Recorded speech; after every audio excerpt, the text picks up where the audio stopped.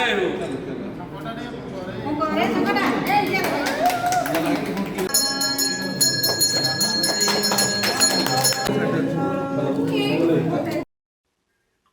जिला मोरडा ब्लॉक अधीन चित्रड़ा ठारे नूतन तहसील कार्यालय को मोरडा विधायक तथा नगर उन्नयन मंत्री कृष्णचंद्र महापात्र उद्घाटन करिसेंती।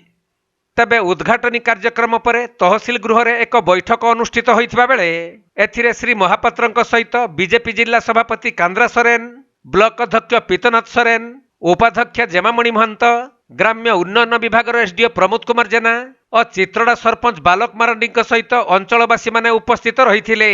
आज माननीय मंत्री आज उद्घाटन उत्सव थिला मोरडा तहसील ऑफिस।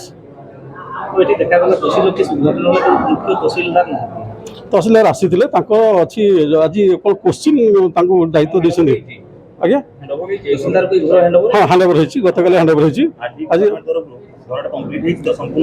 घर कंप्लीट होइछि ताकर आनुषंगिक जहाँ बाहर काम अछि सेटा पैसा आसला पर सेटा हबो किनु घर पे जति पैसा सैंक्शन हेतला हमर कर होइछि कंप्लीट होइछि घर इलेक्ट्रिफिकेशन होइछि इलेक्ट्रिफिकेशन सेटा आपनकर जार यूजर्स जो से तहसीलदार हैंडओवर हो गला तहसीलदार से अप्लाई करेंगे इलेक्ट्रिफिकेशन आम घर इंटरनल वेरिफिकेशन।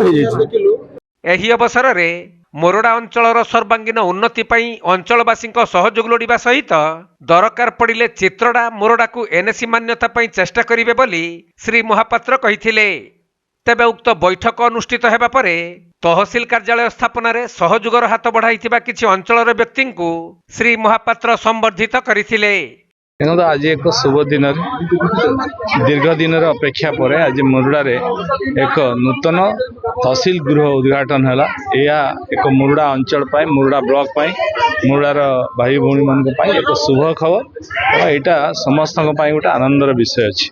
ये तहसील आपण मैंने जानी जितेबाला बीजेपी भागुआड़ी सरकार थिला सेतेबेले मंत्री माननीय मंत्री मनमोहन सामल जो थे रेवेन्यू मिनिस्टर सी सबु ब्लॉक रे तहसील करने गोटे निर्देश करथिले एवं से निर्देश अनुसार सबु ब्लॉक रे तहसील ऑफिस खोलुची सेतेबेले निर्देश होइतिला। एबे बीजेपी सरकार रे तहसील ऑफिस इनागुरेशन होथिबार मु एते उपस्थित थिबार मु निजको धन्य और बहुत खुशी अनुभव धन्यवाद।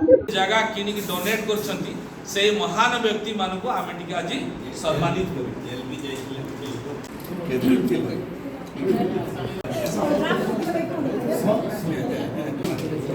रामाय मारांडी